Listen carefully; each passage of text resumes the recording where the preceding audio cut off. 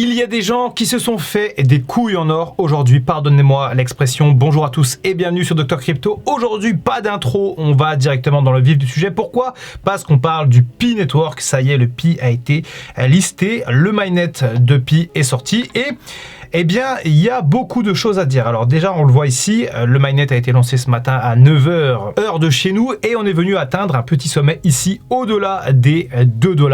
Avant, eh bien, mes amis, une dégringolade assez certaine, même si là, actuellement, on est à 0,82.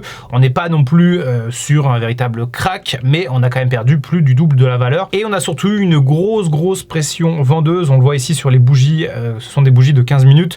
On a beaucoup plus de personnes qui vendent leur Pi que de personnes qui en achètent, et c'est tout à fait normal parce que le modèle de Pi repose quand même sur des récompenses via le minage, et notamment pour les pionniers. Alors de ce que j'ai compris, encore une fois, je suis pas dans le projet Pi Network, donc j'ai pas vraiment tous les tenants, les aboutissants liés à la plateforme, mais de ce que j'ai compris, en fait, il y a beaucoup de gens qui n'ont pas pu vendre, soit parce qu'ils n'ont pas pu faire leur KYC directement depuis Pi Network, l'application, soit depuis un site comme BitGet sur lequel on est, ou OKX ou MEX, peu importe, finalement un exchange, ou soit carrément leurs tokens sont bloqués, donc ce qu'on appelle dans du staking, pour avoir plus de récompenses. Ce système de staking, il est très connu notamment dans les meme coins. Il permet justement à un graphique de ne pas s'effondrer au cas où tout le monde déciderait de vendre pour récupérer des profits. En plus, le Pi Network, ça représente quand même des sommes assez importantes. Par exemple, les gens qui avaient entre 1000 et 4000 Pi avec un Pi à 1 $, ça fait quand même des sommes à 4 chiffres en dollars, et ça peut littéralement vous changer la vie, que vous soyez dans une métropole, que vous soyez en Europe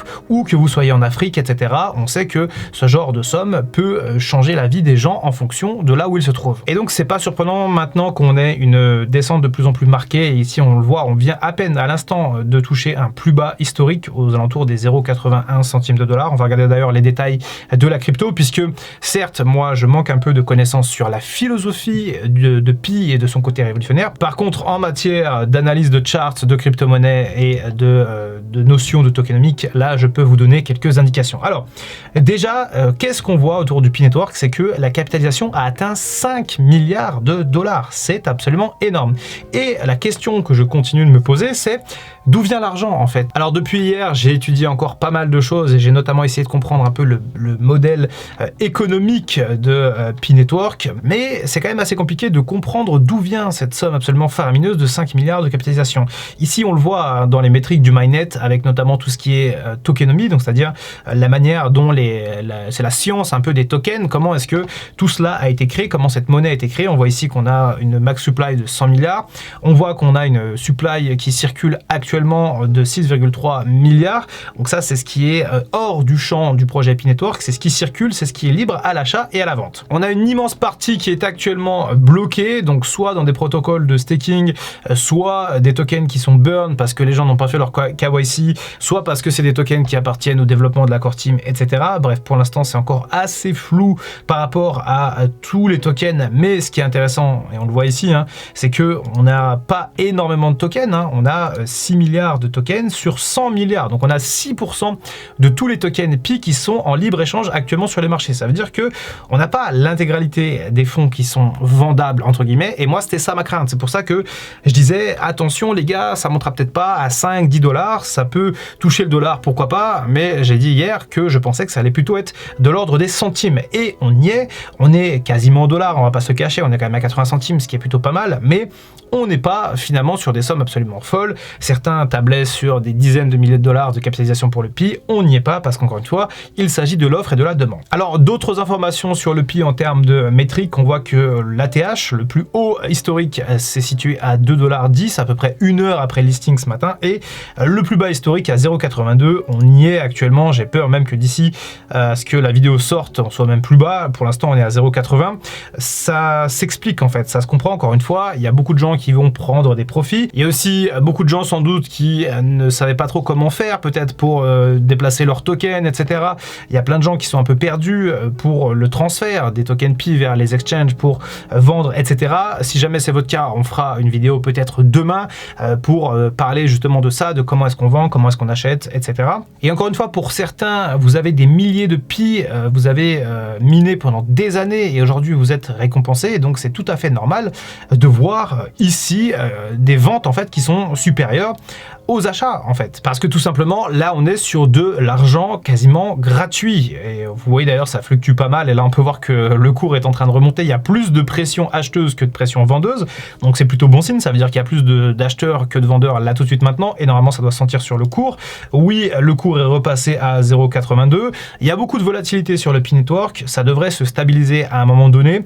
Soit parce que les gens qui étaient déterminés à vendre leur token Pi ont déjà vendu, soit parce que tout simplement le marché se calme tranquillement autour de P-Network, la volatilité baisse, les volumes baissent. On le voit ici, hein, les carnets d'ordre, ça c'est toutes les ventes, ça c'est tous les achats. Il y a beaucoup d'ordres qui sont actuellement en cours et on le revoit ici. Et encore une fois, c'est tout à fait normal. Allons voir du côté de l'onglet d'actualité rapidement. Oui, alors effectivement, on peut voir qu'on a un article de BitGet qui expliquait que le Pi a dépassé les 10 milliards de capitalisation ce matin, ce qui est complètement fou. Il y a eu d'énormes volumes autour de cette crypto et moi personnellement, ce que j'aimerais savoir maintenant dans les commentaires, c'est combien est-ce que vous avez pu tirer de P-Network pour ceux qui ont vendu leur Pi. Est-ce que ce sont des sommes très importantes? Est-ce que vous avez fait des bénéfices monstrueux? Ça peut être très important pour certains et moi je suis content à chaque fois que je vois des histoires où les gens gagnent de l'argent avec les crypto-monnaies, etc. Parce que moi, je fais beaucoup de prévention, je parle notamment beaucoup de meme-coins, etc.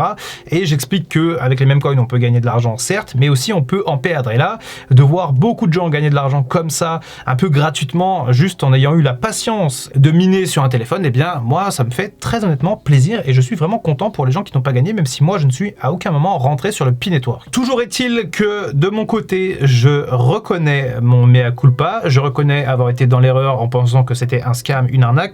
Alors, il y a plusieurs versions de l'histoire. Il y a aussi des gens qui parlent d'une enquête qui a été diligentée en 2023 contre l'équipe du projet parce que justement, il y avait une promesse de valeur qui n'arrivait pas et que finalement, ils se sont sentis peut-être un peu obligés. Je ne veux pas rentrer dans les polémiques, dans les peut-être, dans les et si, etc. Moi, ce qui m'importe, c'est les faits. Et aujourd'hui, les faits sont ici, à l'écran, devant vos yeux. Le P-Network a été listé. Les Pi ont une valeur. Donc, la promesse est respectée. Moi, je ne pensais pas que ça allait lister un jour. Et donc, je fais mon mea culpa officiel. Si j'avais une caméra, j'aurais peut-être croqué ma casquette comme j'avais prévu de le faire il y a un an, mais j'ai pas de casquette sous les mains, désolé pour tous ceux qui rêvaient de voir ça. En tout cas, comme je l'ai dit hier, je ferai à partir de maintenant fréquemment des mises à jour sur le P-Network parce qu'il y a aussi beaucoup de gens de la communauté P-Network qui se sont abonnés à ma chaîne et donc ça me semble assez normal de parler du projet étant donné en plus que ce n'est pas un scam, une arnaque, que c'est un projet qui fédère et c'est un projet qui a une véritable histoire. J'ai envie de m'intéresser un peu plus au P-Network et notamment à son développement. Et comme promis, je vous ferai des vidéos de temps en temps sur le P-Network. Pour finir, je vous encourage à rejoindre mon canal Telegram. C'est un canal privé où je vous fais part de mes avis sur le marché, sur les marchés crypto. Je parlerai également aussi de P-Network. Je vous parle notamment de mes stratégies d'investissement qui me sont propres. J'explique un petit peu tout ce que je fais dans le domaine de la crypto. Je parle également un petit peu d'actualité. Donc, si jamais vous êtes fan du P-Network et que vous êtes fan d'investissement, que ce soit dans la crypto ou dans le P-Network, eh bien, je vous invite à rejoindre le canal Telegram Dr Crypto. Le lien se trouve au début de la bio. Quant à moi, je vous laisse pour cette vidéo. N'hésitez pas à me dire combien vous avez gagné avec le P-Network ou à me dire si vous les gardez, par exemple, vos tokens. Dites-moi également si jamais vous avez eu des problèmes pour transférer vos tokens ou pour faire vos KYC, etc.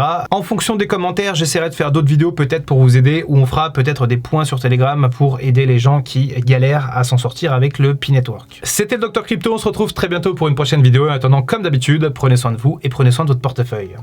I can feel the blood creeping up from the heathens. Got will, got fight, got pride, got reason. If they wanna go eat, then you know I'm gon' feed them. If you're coming for me, hope you're ready for a demon.